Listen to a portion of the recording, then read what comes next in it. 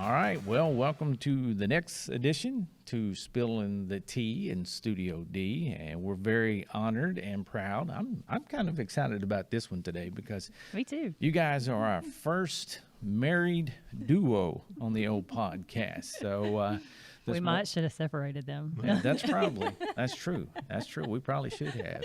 Well, the good news is we didn't have to social distance with you. That's true. So that's good. That's true. So that's yeah. a good thing. Yeah. But we have Ronnie and Susan Kissire. Ronnie's the superintendent over at Poyen. Susan's at Bismarck. So, this is going to be interesting for y'all. I mean, when you go home, are you able? I guess that's the first thing, because my wife works in the school business. She's a secretary over at Lakeside. So there are times, especially lately with COVID, that kind of stuff, we go home and I mean, it's almost, as prevalent as it is on TV and everything else, it's almost impossible not to talk about some of that stuff. But I mean, is there a point when you just say, hey, enough's enough and we got to quit doing this, quit talking about school, let's find something else to talk about? Well, we usually, when we get home, just kind of debriefing, take about 30 minutes or so and, just kind of get it all out, share it. It helps that we are both in the same field, because I think it would be a little bit harder to go home and share some of those experiences, like some of the stuff I was just sharing a few minutes ago, and to kind of, understand that impact. And, so being able to go home, take about 30 minutes or so, we share all that stuff from the day, we, any frustration, and then by the time we're done, we're usually laughing about it, and then we just kind of have purged it, and then we're ready to move on and just try to relax. And but it helps too that we both do this, so that if your phone's blowing up with text messages and you're having contact with your POC or your admin and so forth, then you don't have a spouse that's going, it's constant with work and they get it. Yeah, they get it. Exactly. Yeah. Of course, we also hit during the day. You're going to text a message or something major. You got questions, and so it makes it nice there to. Yeah, I think it would be great because you could bounce things off of each other too. Sounding board. Yeah, that's pretty cool. Exactly. Well, different. Well, so we both have different perspectives. Sure. And the other interesting thing is being in the same county, and I know y'all meet collectively with other schools in your county. So that's got to be pretty helpful at times, I would think. Yeah, we constantly have a group text going for Hot Spring County. Yeah. As a matter of fact, right before I walked in here, we were group texting. But again, that's great because we've known these guys forever, and so you trust them to go and share all of that and kind of get their input and so forth. And it helps you too, because you know how it is to be a superintendent. When you're in the building, when you're a principal, you have other principals. When you're a teacher, you have other, teachers and so forth. But when you're the superintendent, you're the only superintendent that's in that building. And so you need somebody to kind of bounce things off of and say, is what I'm thinking normal? Is this, a right decision? Or what other options are there that I might not have thought about that somebody else just won't have that same perspective on? So not only am I able to get that from him, but then, we might take something we talked about the night before or whatever, and then put that out to our group. We meet once a month also, but just, I would say almost every day.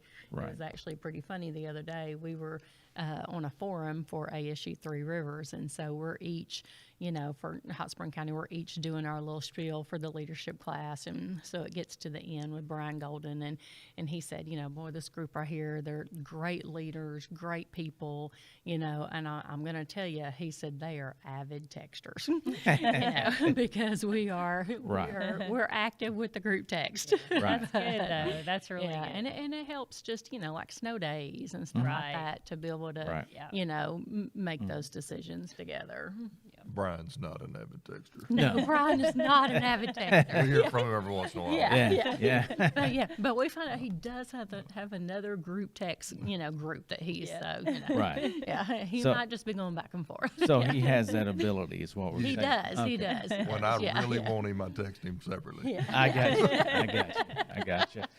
Well, let's take it back a little bit, and if you will, maybe each of you tell us about the path to where you're at in your professional career? I mean, were your parents educators? I mean, we've had a few people that come in and say, that was, I guess, where they got started. So if you will, just tell us a little bit about your background and how you got into education, and then, step by step, if you will. Okay.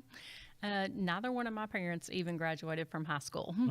But they always felt like education was important. They got married young, had my brother John 2.5 years later. My brother Jared came along 11 years after John. And my mom went back, got her GED, and took some college classes. Awesome.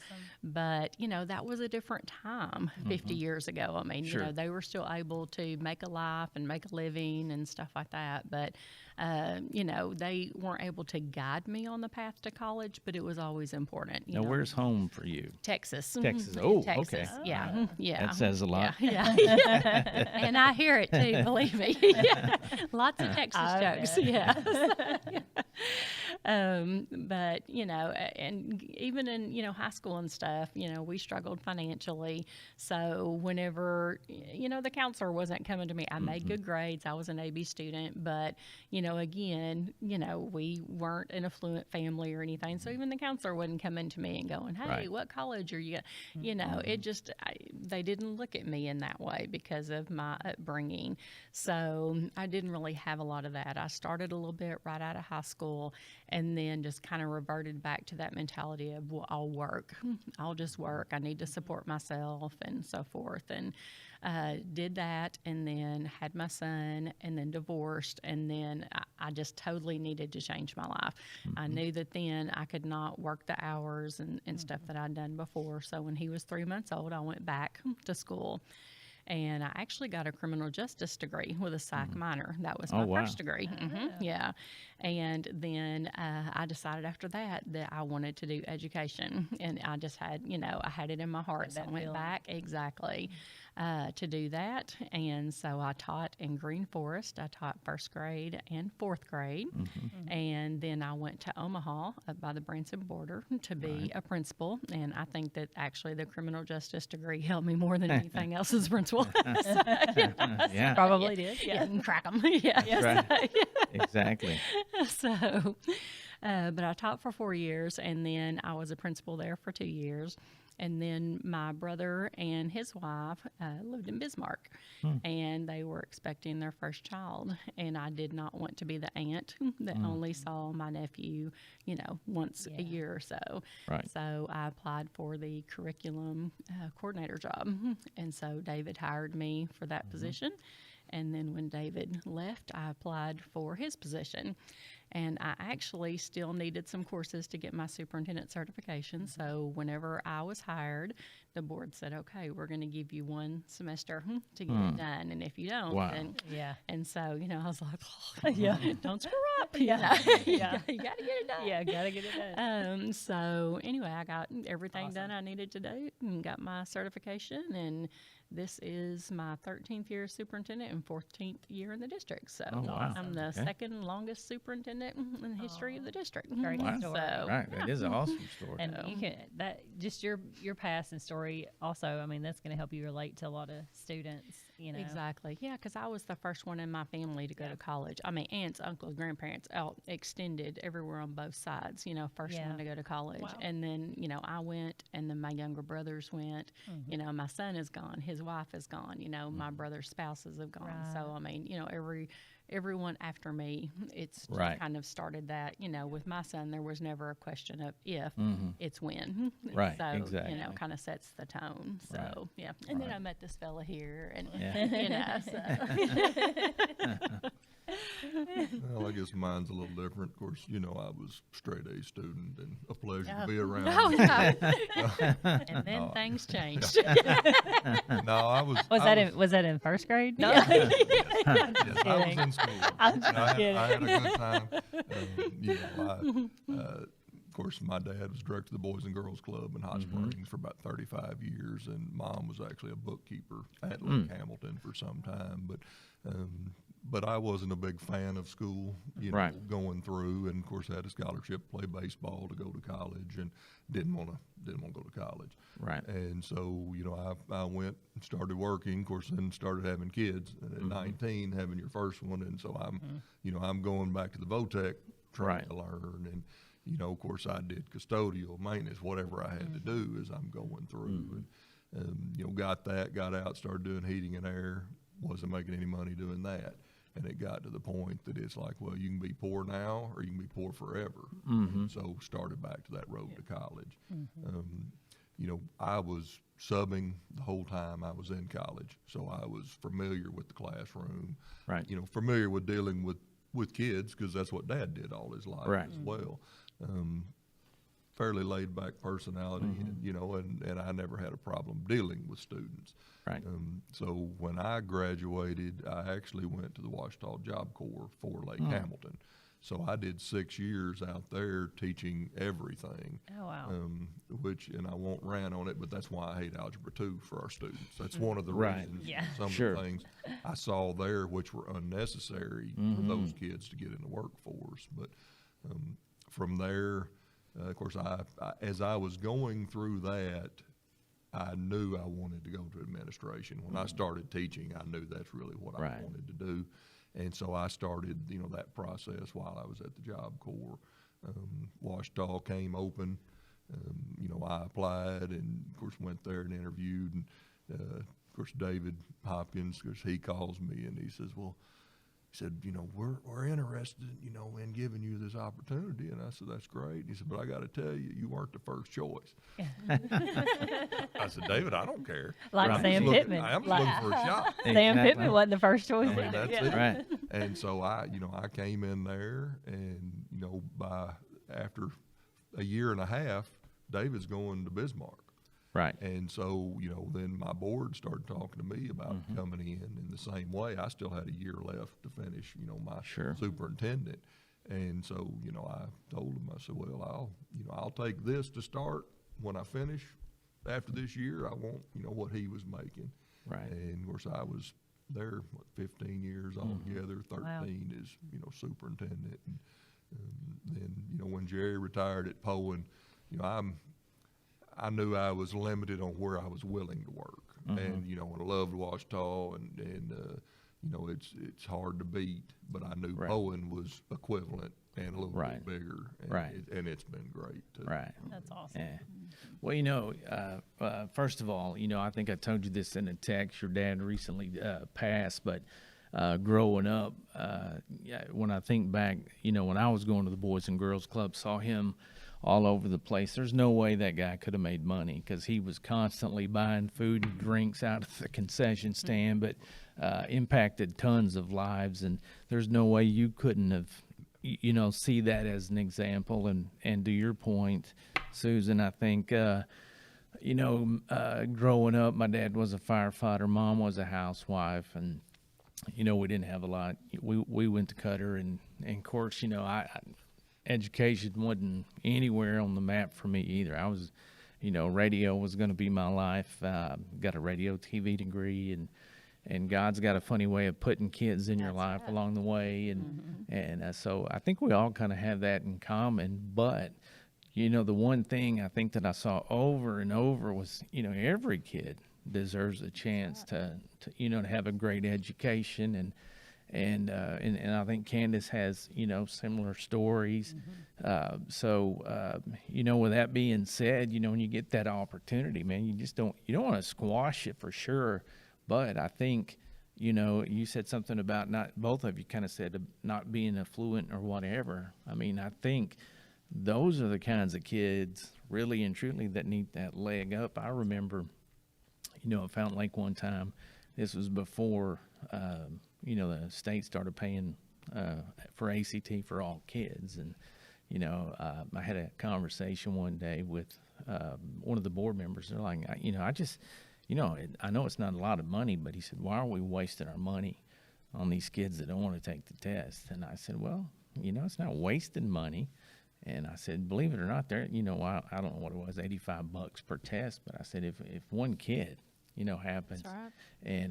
And sure enough, we had a kid that, I mean, she just blew it out of the water, got a full scholarship. And I said, otherwise, I mean, knowing what I know about that young lady, her pride wouldn't have let her come up and say, I can't afford the test. She never would have taken the test. So there's those kinds of experiences along the way. So, but, as you go through, education, you get to see these kids, probably that little bit of all of us in there. And, I've always told everybody, hey, if I could reach one kid, you start out, but man, I guarantee you everybody at this table's probably been blessed tenfold with those kinds of kids. Yes. So, Yes.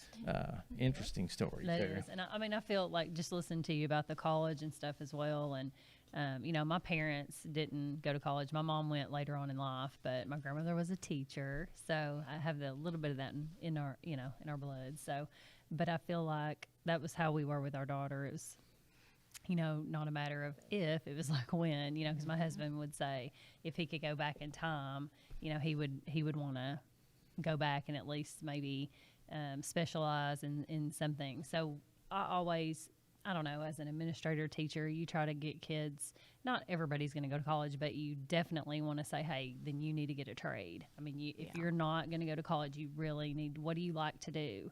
And find something that you love to do that is a trade that's going to, support you, and you won't have to struggle. Yeah, because forever. things are different now. Right. When 50 years ago, 55 years ago, with my parents, that was different. But now, you just, you can't do it.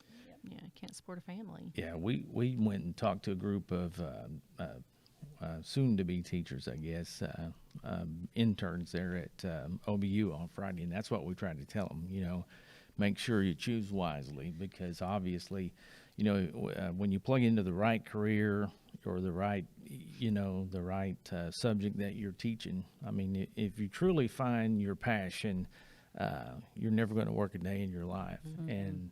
And a lot of kids don't get that. I mean, they want to start out at the top, making the most money they can. And I heard a quote yesterday. A guy said, how did he say that? Something to the effect of, don't get mad for not, getting the things that you didn't work for. And I thought, man, there's a lot of depth in that statement. But there's a lot of kids rolling out that think, they don't understand why they didn't get this. It's because they didn't put in the work to get to that point. Yeah. So that sense of entitlement. absolutely. Yeah. So the other thing I know about you guys, I think that I've really been impressed with, and I've known both of y'all for quite a while, but is how you don't limit, you don't let the size of your district limit your ability to be innovative. So let's talk a little bit about some of the innovative things that you feel like you've accomplished at the size of a Bismarck, of Ouachita, and a Poyen. And because I think a lot of times, people discredit some of the small schools for being small, and they can't do some of the things that you guys have been able to pull off. So talk about some of the things you're most proud of. Okay. Honestly, I think it's easier sometimes to be more innovative in a smaller school because I know Ronnie's just like me. I mean, we're in our buildings every day, and so we are able to build those relationships. So a lot of times when you do want to come in and you want to try something new, they know that you have the buy-in on it and that you're going to be there and you're going to be supportive. And so you're not just talking the talk, you're walking the walk as well. So, even like with PLCs, we were some early adopters with the PLC process. And so like in the very beginning, we kind of started out and, we were doing them, but, we thought we were doing them. I'll say that, Yeah. we were trying, but we really didn't have the process down like it needed to be.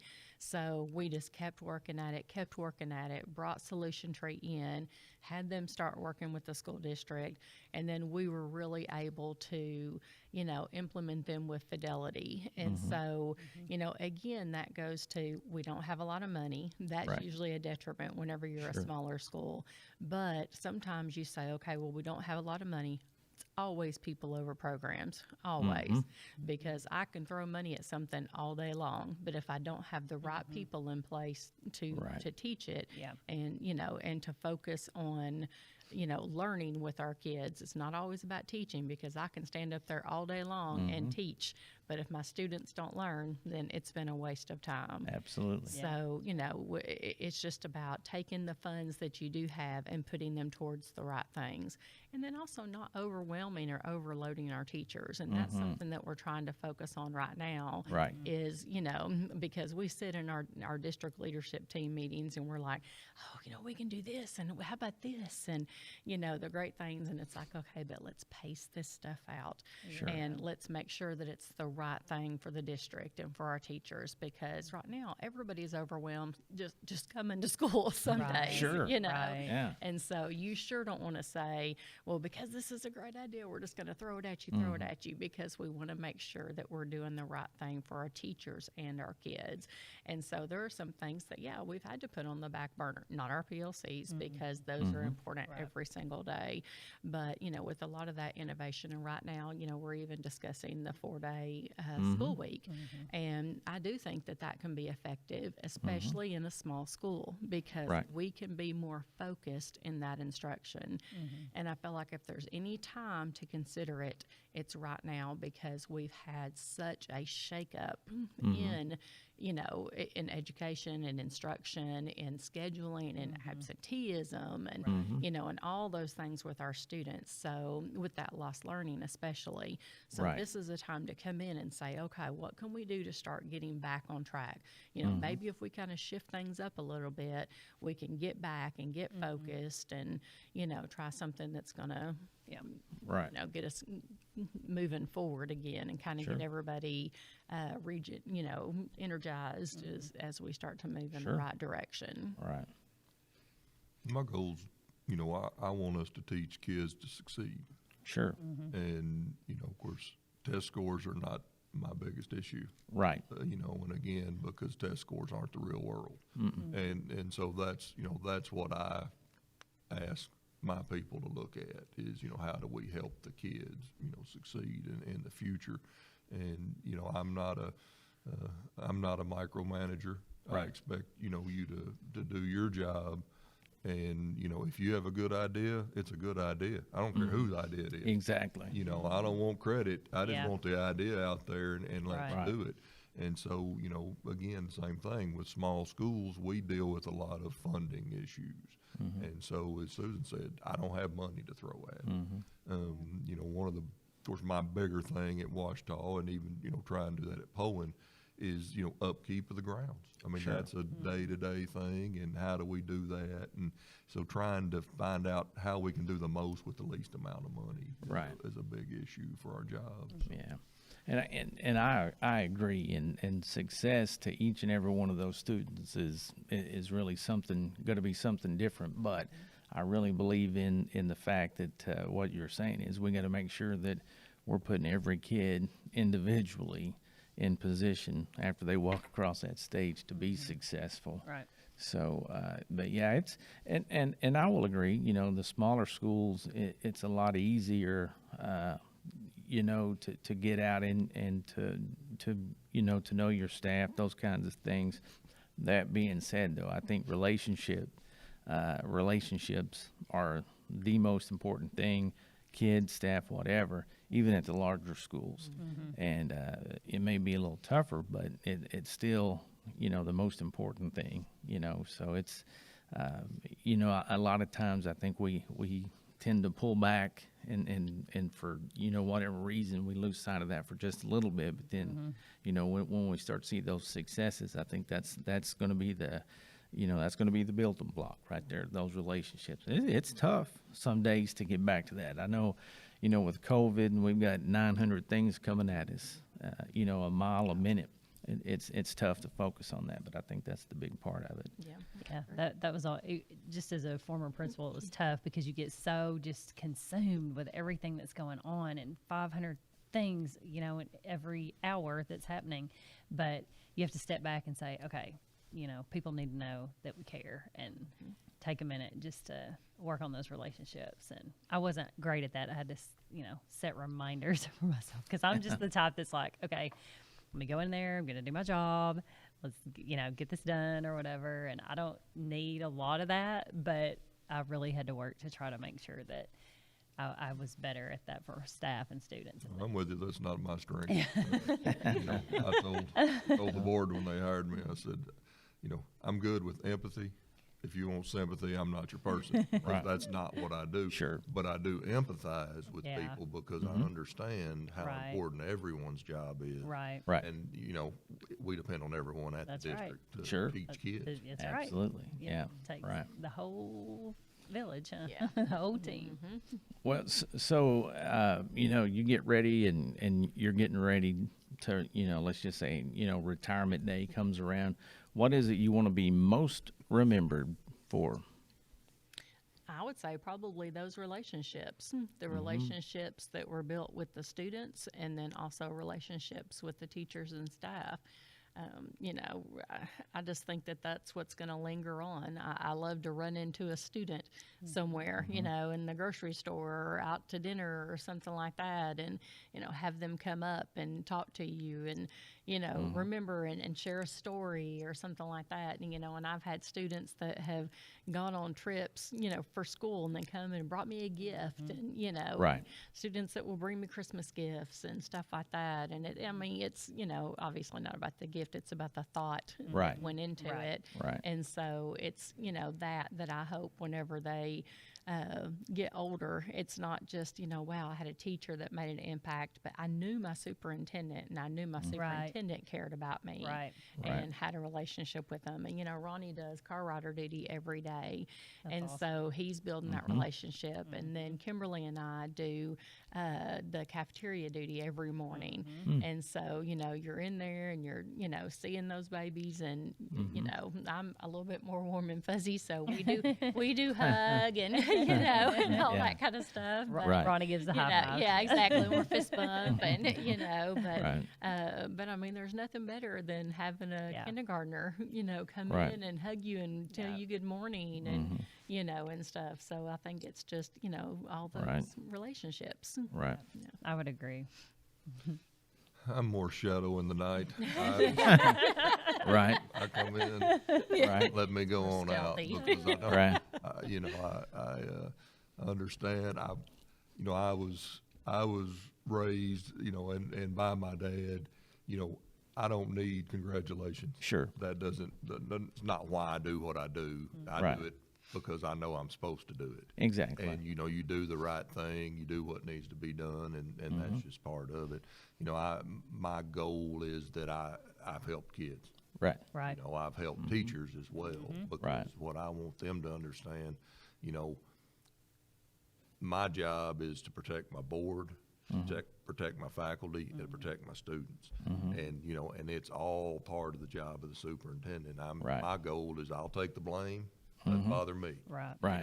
And, let's do what we have to do. Yeah. Right. But my ultimate thing is I know that I've helped kids. I don't want fanfare. I don't like Right. that, just Sure. Right. Yeah. Come and go. Exactly. It's like right. a sign my mom, I think, got me right when I started teaching. I don't remember the exact thing, but it's, it doesn't matter what kind of house you live in, what kind of car you drive, what matters is, if you made a difference in the life of a child. So Exactly. that's true. And I think that's why, the people Right. that are called to education, that's why. What? Yeah. Yeah. Like you were saying, those kids remember you. My biggest thing though is, as an assistant principal somewhere along the way, and you had to discipline a kid that finally grew up. I just don't want to see them. If I have to be cracked open for open heart or something, they're like, okay, yeah, you remember. That's true. Yeah. Roe, he tells the story about like being in West Memphis or somewhere, and he needed wipers one day, and he couldn't see. Walked in the parts store, and the guy behind the counter said, "You don't remember me, do you, Mr. Rowe?" And he said, "No." He said, "I've had a lot of kids in my life." He said, "Well, you tore my rear end up like in 8th grade." And he said, "There went the discount." Well, I know we've all got a few that don't appreciate us as much, but Yeah. my deal has always been, of course, I, again, dealt with Job Corps kids. Right. Yeah. And, 16 to 24-year-olds, and I never had a problem because I respected them. Right. Right. And they, And they your heart. respected me. Now, they knew, I did what I said. Right. And that's how I was Yep. coming in as a principal and a superintendent. Yep. You know, well, this is what you did. Right. This is what's going to happen. Yeah. that- Right. I'm not Sure. getting bent out of shape. Exactly. You know, when I was in high school, I wrote "People are idiots," myself included, Right. and that's what I live by. Right. Because you know, kids are going to do stupid. Yeah. Oh, yeah. We, Adults are even gonna do adults. stupid Yeah, we all do. It's Yeah. not personal. Right. And that's how I dealt with it. Yeah. You know, when I'm Yeah. dealing with any type of discipline, it's Yeah. not personal. You Right. aren't trying to, you know, Yeah. do Right. it towards me. This is what's going to Yeah. happen. But I still love you Exactly. tomorrow. Yeah, exactly. And they know that. Yeah. Exactly. Yeah. Exactly. Yeah. All right. Well, sometimes we like to veer off onto the fun side of things and ask a few questions. They're like, oh no, oh no. Well, stuff like so if you know, like musically, what's on? Like if I jumped in Ronnie's car right now, what would I find playing musically? I mean, Turbo XL. Turbo XL. What in the world's that? Metallica, Oh, okay. I got you. Slipknot, Okay. I got you. Disturbed. That's Okay. awesome. All right. Yeah. Okay. What about you? Podcast. Podcast. All right. Podcast, yeah. Just I get your love- mind it- right. It's very relaxing. I mean, I absolutely love them. Business Wars. Actually, we were at dinner the other night, and I was telling, you know, Justin, Ashley, his son, daughter-in-law, and I was talking about it, and I was like, you know, I love Business Wars, and it's talking about all these industries, and I stopped and I said, wow, that is really geeky. Let's not share that with anybody else. You know? You're admitting it on the Yeah, podcast. exactly. So, but that, or even true crime, or Yeah, listening that's- to a book on tape, yeah. or something like that. I find it very, Yeah. it's very relaxing. I veer toward music, but I think if I started They're listening, addicting. yeah, I think I They're probably very would. addicting. Well, yeah. Well, when I listen to podcasts, it's more true crime. Just because I got hooked on Beth. Neil worked here. She turned me on to a couple that happened in Arkansas, so I went that route. But for sure, country music for me, because that was what I played, I guess you would say, when I was in radio. But I like it all. but I yeah, like it I mean, all I too. do like it Yeah. all. And then- 80s is the best. Though. yeah, 80s, 80s music. for Yeah, sure. love it. Uh-huh. Yeah. Some early 90s, but I don't do country. and but then Veronica, you know, she takes me into the I guess gospel music, the good stuff, the black gospel music that she, you know, Kirk Franklin and some others. But it's kind of funny, we've kind of flipped, because I bring her in the country, and the other day she goes, "Ooh, this is my new jam." I said, "What is it?" And she said, "Have you ever heard of this guy called Derek's Bentley?" Yeah. I said, "Oh, you mean Dirks?" And it never occurred to me that they had the same. I was just like Dirks and Derek's, Arkansas. I never thought about that. Yeah, either way. Yeah. Yeah, I've heard it both ways. Yeah. But anyway, we're able to salvage that. You had a few Oh questions? yeah. Hey, I was thinking, we were talking, we were like, oh, it is close to Valentine's Day. So, I mean, since we do have, you know, married couple on here, let me see if I can find. We thought we might ask you a few little. Keep it PG. Uh-huh. We're gonna keep it PG. Let me look this up. I was like, oh, that would be really fun. Okay, so you know, in honor of Valentine's Day, maybe you guys can share PG. Yeah. No, just kidding. All right, first date. Well, that was about 7 years ago. I've known him 14 years, but about 7 years ago. And it was really low key because I think he just cooked me dinner because we'd known each Aw. other for so long. Yeah, that's You awesome. know, yeah. So do you, awesome. And you he do a lot of still cooks cooking? me dinner. Okay, Yeah. there we go. Yeah. All right. Yeah, I like to eat. Yeah. And if I cooked for you, you wouldn't want to eat my cooking either. Not a skill. Who was interested first?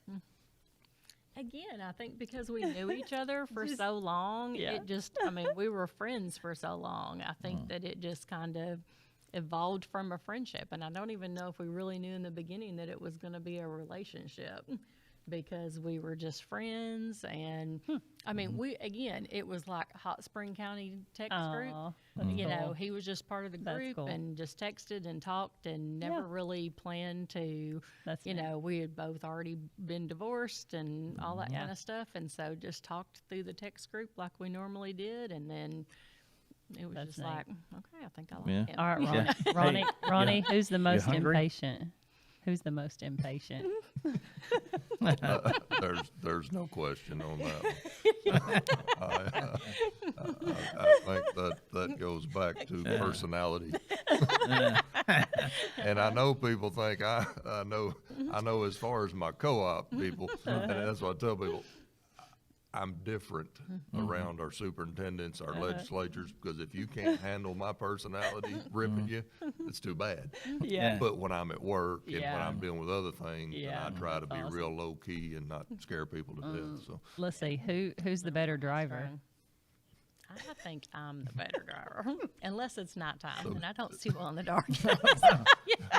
So the daytime. Duly noted. Okay. I'm not a good rider, so I tend. Now when we're Don't you know ride with me when after we're dark.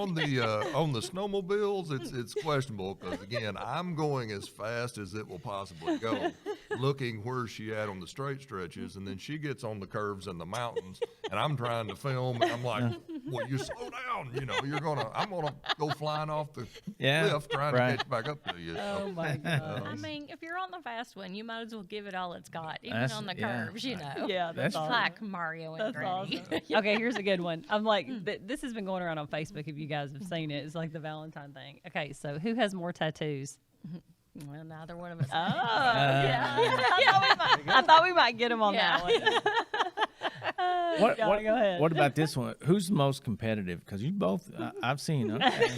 He said hands I down. grew up with it. Yeah, right. My brother can't stand to lose. Right. I'm just happy to be alive. Yeah. It's not Exactly. not a big deal. I like to win. Yeah, He likes to win. yeah. I like to win. Yeah. Nobody likes to lose, I but it's know. not a big deal to me. Yeah. That's me. I like Ronnie's mentality. Hey, I'm Yeah. just glad I'm alive. Yeah. Hey, I like to taunt. That's more. That's more my style. yeah, that is the truth Yeah. for sure.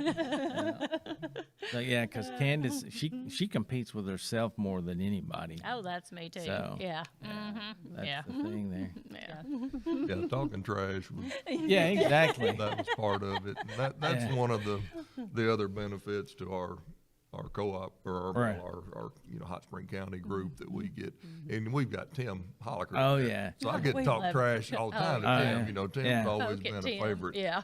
Oh, yeah. choice for years and years. Yeah, yeah. And so we all have a good attitude. Yeah. And as a group, we have fun. Yeah. Yeah. So Yeah. when we get together, we have That's why I told Yeah. Darren. I said, of all the superintendents, it's just so like fun. Like everybody has a great sense of humor and loves to laugh, and I just love that. Yeah. Yeah, the thing I love about Tim, though, I mean, when that happens, I've seen him in the past. He thinks about some of that stuff, Yeah. and then he'll come back and go, "Whoa, wait a minute, I didn't, now that I've thought about that." Yeah. He's a great guy. I've He known is. him a He's a long very time. nice guy. Yeah. Well, we appreciate y'all coming in. I know y'all are busy with everything that you do, but again, having the uniqueness of husband and wife both being superintendents, really and truly, there can't be that many in the state, really, that I would think of. But I know it's unique. And we appreciate what you do, For sure. not only for your individual schools, but just for education.